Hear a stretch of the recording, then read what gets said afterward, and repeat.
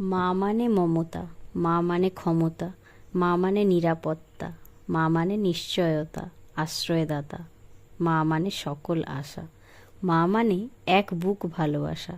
মা ছাড়া আমাদের জীবন সত্যিই অসম্পূর্ণ। Hello everyone, welcome to my another video. আশা করি সকলেই খুব ভালো আছো। আজ মাকে নিয়ে কিছু কথা বলার ইচ্ছে হলো। প্রত্যেকের কাছেই মায়ের গুরুত্ব অপরিসীম, কিন্তু প্রধানত মেয়েরাই বোঝে বিয়ের পর মাকে ছেড়ে থাকাটা কতটা কঠিন। আজ আমার মামনি আমাদের বাড়িতে এসেছেন, তাই আমি খুব খুশি, যেটা কথায় বলে বোঝাতে পারবো না। যদিও 15 দিন মতো আগেই এসেছিলেন, কিন্তু তাও মনে হয় এই 15 দিনটা অনেক বেশি। প্রত্যেকেই জানো, মা মেয়ের বাড়িতে এলে মেয়েকে কিছু করতে দেবে না, তাই আমাকেও তেমন বিশেষ কিছু করতে হয়নি। মামনি আমাদের বাড়িতে এসে পৌঁছতেই আমি আবদার করলাম তোমার হাতের রান্না খাবো। আর ইলিশ মাছ, পার্শে মাছ যা আমাকে খেতে খুব ভালো লাগে, তা তুমি আজকে রান্না করে দাও।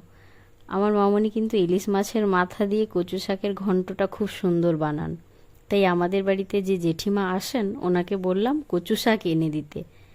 আর আমার ইচ্ছে মতো মামনিও সকাল সকাল রান্নাবান্নায় লেগে পড়েছেন। আর তো কয়েকদিন পরেই আমি ওখানে চলে যাব। বেশ অনেক দিন মামনি বাপির সাথে থাকতে পারবো, ভেবেই আমার খুব মজা হচ্ছে। আবার ওর জন্য মন খারাপও করছে, অনেক দিন ধরে ও একা থাকবে।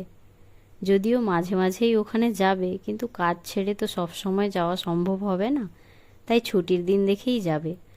তোমাদের সাথে অনেক কথা শেয়ার করতে করতে এদিকে মামনির রান্নাবান্নাও অনেকখানি এগিয়ে গেল। ইলিশ মাছের মাথাগুলোও খুব ভালোভাবে ভাজা কমপ্লিট। মামনি তো রান্না করছিলেন, আর আমি পাশে দাঁড়িয়ে মামনির সাথে অনেক গল্প করছিলাম। নোনা মাছ খেতে আমার ভীষণ ভালো লাগে। দেশি মাছের থেকে নোনা মাছটা আমার একটু বেশি প্রিয়। আর ছিল পার্শে মাছ। পার্শে মাছ দেখে মামনিকে বললাম, তুমি তেঁতুল দিয়ে যে টকটা খুব সুন্দর বানাও, ওইটাই আজকে বানাও। ওদিকে পার্শে মাছ ভাজা হতে হতে আমি কিছু ফল কেটে নিয়েছিলাম। এখন তো আমি পেঁপে খাই না, তাই মামনির জন্য পেঁপে কেটেছিলাম, আর আমি পেয়ারা খেয়েছিলাম। পেঁপেটা বাড়ির গাছের ছিল, খুব টেস্টি, কিন্তু আমার দুর্ভাগ্য, আমি এখন পেঁপে খেতে পারি না। ফল খেতে খেতে এদিকে মামনির কচু শাকের ঘন্টের প্রিপারেশনও প্রায় কমপ্লিট। বাকি সব রান্নাগুলোও কমপ্লিট হয়ে গেছে, তাই আর দেরি না করে সবাই মিলে খেতে বসে পড়লাম। মামনি তো আমাকে সব কিছুই বেশি বেশি দিয়েছেন, কিন্তু এত কি শেষ করতে পারবো? দেখেই আমি মামনিকে বললাম, মনে হয় এত কিছু শেষ করতে পারবো না খেয়ে। তো মামনি আমাকে বললেন, যতটা পারিস ততটাই খাবি। ইলিশ মাছের মাথা দিয়ে কচু শাকের ঘন্ট, ইলিশ ভাপা, পার্শে মাছের টক আর মাটন কষা, কি যে আনন্দ করে খেলাম, কি আর বলবো। অনেক দিন পর আমার সব প্রিয় পদ একসাথে।